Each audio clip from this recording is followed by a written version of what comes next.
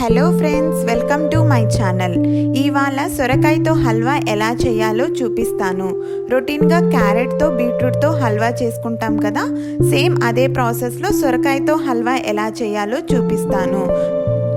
ముందుగా ఒక కడాయి పెట్టుకొని ఇందులో 1 టేబుల్ స్పూన్ నెయ్యిని వేసుకోవాలి. ఇందులో కాజుని వేసి వేయించాలి. కాజు బాగా వేగిన తర్వాత కిస్మిస్ని కూడా వేసి వేయించి పక్కన పెట్టుకోవాలి.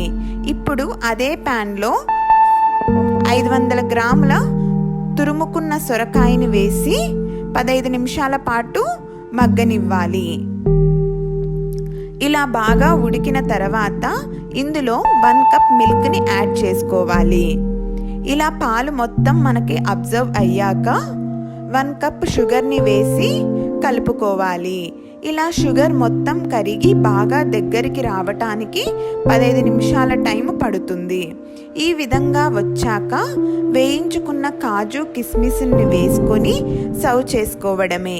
ఎంతో టేస్టీగా ఉండే సొరకాయ హల్వా రెడీ అయ్యింది. మా ఛానల్ని కనుక సబ్స్క్రైబ్ చేయకపోతే సబ్స్క్రైబ్ చేయండి, లైక్ చేయండి, అలాగే షేర్ చేయండి.